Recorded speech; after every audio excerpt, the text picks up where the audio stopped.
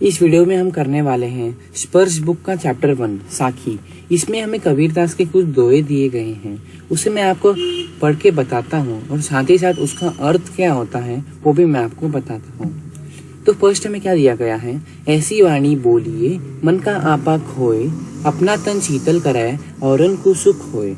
तो इस दोहे से कबीरदास क्या क्या कहना चाहते हैं, इस दोहे से हमें समझाना चाहते हैं कि इसमें कबीरदास जी कहते हैं कि हमें अपने मन का अहंकार त्याग कर ऐसी भाषा का प्रयोग करना चाहिए जिसमें हमारा अपना तन मन भी स्वस्थ रहे और दूसरों को भी कोई कष्ट न हो, अर्थात दूसरों को भी सुख प्राप्त हो।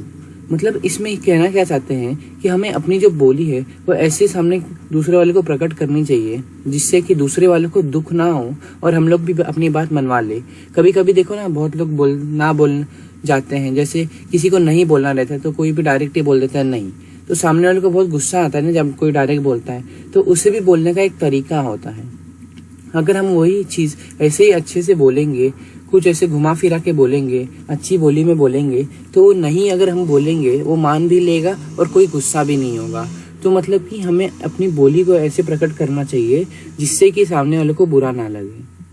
अब अगला दोहा देखते हैं।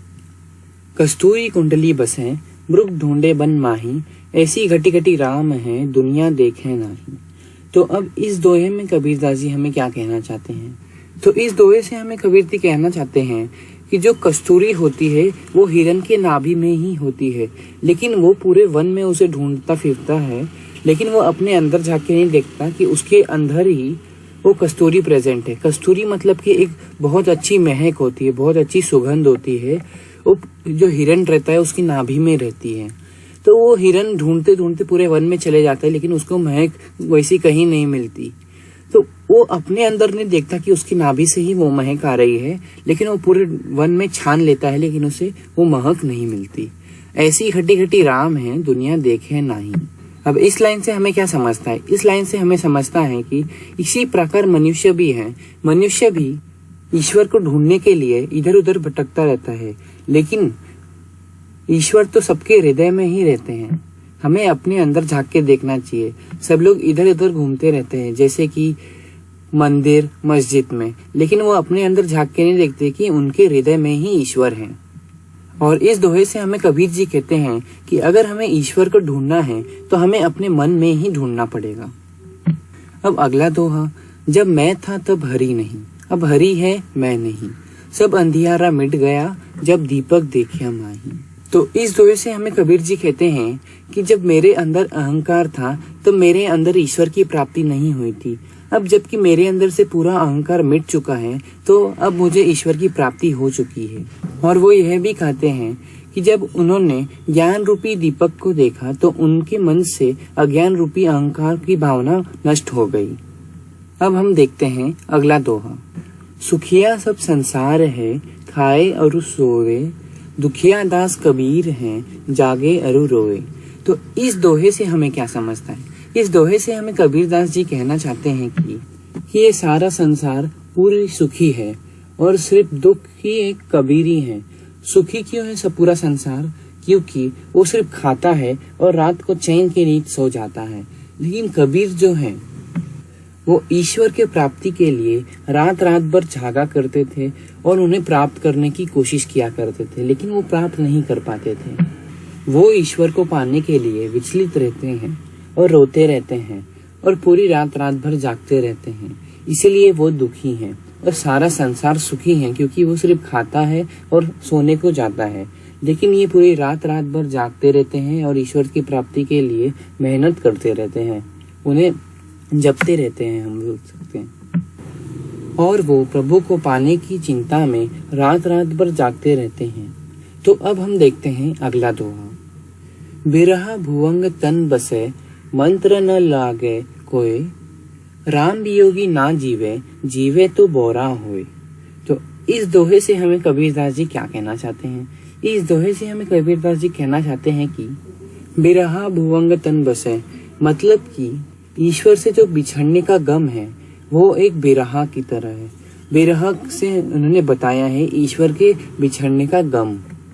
जैसे मनुष्य के मन में अपने के बिछड़ने का गम सा सांप बनकर लौटने लगता है तो उस पर ना कोई मंत्र असर करता है और ना ही कोई देवता असर करते हैं। तो ये इन्होंने एग्जाम्पल दिया है और ये कहना क्या चाहते हैं कि उसी तरह राम अर्थात ईश्वर के योग में, मतलब कि ईश्वर की जो ज्यादा, जैसे बोल सकते हैं कि जो पूरी तरह ईश्वर का सिर्फ योग ही करता रहता है और कुछ काम नहीं करता, वो जीवित नहीं रह सकता। और यदि अगर वो जीवित रह भी जाता है तो उसकी स्थिति एकदम पागल जैसी हो जाती है या पागल जैसा उसका हालत हो जाती है। तो अब देखते हैं हम अगला दोहा। अब ये दोहा क्या कह रहा है? निंदक नेड़ा राखिए आंगनी कुटी बांध, पिन सावन पानी बिना निर्मल करे सुबह। तो अब इस दोहे से हमें कबीर जी कहते हैं कि जो निंदा करने वाले लोग होते हैं, मतलब कि जो सिर्फ बुराइयां करते हैं, सिर्फ बुरा बोलते रहते हैं हमें, तो उन्हें क्या करना चाहिए? उन्हें अपने पास ही रखना चाहिए तो उन्हें अपने आंगन में एक कुटिया बांध के दे देनी चाहिए या फिर एक घर बनवा के दे देना चाहिए, ताकि वो सिर्फ हमारी बुराई करते रहे। तो देखो, वो जब बुराई करेगा तो उस बुराई को हम सुनेंगे। तो देखो, कोई भी आपकी बुराई करता है तो वो आप सुनने के बाद आप उसे सुधारने की कोशिश तो करते हो। तो उसी तरह अगर कोई अपनी बुराई करेगा तो हम उसे सुधारने की कोशिश करेंगे, तो धीरे धीरे हमारे अंदर से सारी बुराइयां नष्ट हो जाएगी। तो क्या करना चाहिए हमें कि जो भी हमारी निंदा करता है, निंदा मतलब कि हमारी जो बुराइयां करता है, उसे कभी अपने से दूर नहीं जाने देना चाहिए। अपने पास चाहे तो एक कुटिया बना के उसको दे देनी चाहिए। और इससे क्या होगा, जो हमारा स्वभाव है वो बिना साबुन और पानी के ही धुल जाएगा और साफ हो जाएगा। तो इस दोहे में हमें कबीर जी ये कहना चाहते हैं। अब देखो, ये दोहा हमें क्या कहता है? पोथी पढ़ी पढ़ी जग मुआ, पंडित भया न कोय, एक है अशरी पीव का, बड़े सो पंडित होए। तो ये बड़ा अच्छा दोहा है। इससे हमें कबीर जी कहना चाहते हैं कि इस संसार में मोटी मोटी पुस्तकें पढ़ के सब लोग मर गए, लेकिन कोई भी पंडित नहीं बन पाया। अब पुस्तकें से मतलब है किताबें, और पंडित मतलब क्या होता है? पंडित वो वाला पंडित नहीं जो मंत्र या फिर मंत्र जाप करता है या फिर जो कपड़ा पहनता है अलग सा, वो पंडित की बात नहीं हो रही। इधर बात हो रही है ज्ञानी की, कि संसार में ऐसा कोई नहीं हुआ कि दूसरों को वो ज्ञान दे सके। जैसे कि मोटी मोटी पुस्तकें पढ़ के वो सिर्फ पढ़ते जा रहा है, लेकिन वो कभी पंडित नहीं बन सकता, मतलब कि ज्ञानी नहीं बन सकता कि वह दूसरों को ज्ञान दे सके।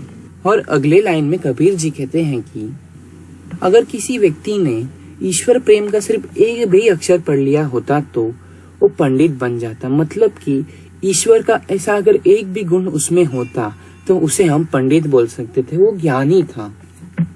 अर्थात ईश्वर प्रेम ही एक सच है, इसे जानने वाले ही वास्तविक ज्ञानी हैं। ये हमें कबीर जी कहना चाहते हैं।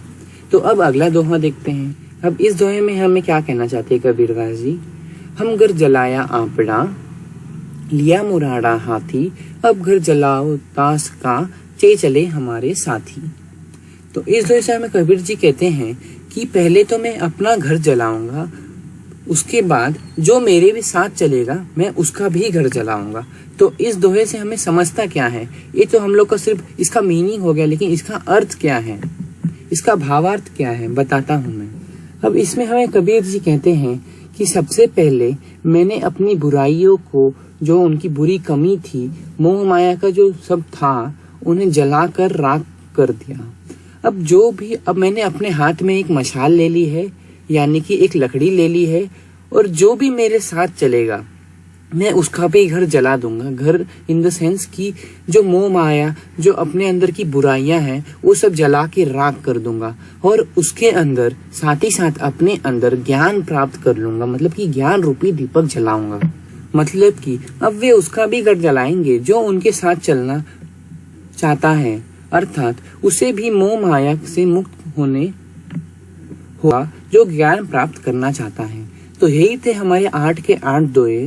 तो अगर आपको ये वीडियो पसंद आई हो तो प्लीज हमारे चैनल को नीचे जो लाल सब्सक्राइब का बटन है उसे दबा के हमारे चैनल को सब्सक्राइब कर दीजिए। और अगर आपको ये वीडियो अच्छी लगी होगी थोड़ी भी, तो इस वीडियो को लाइक कर दीजिए।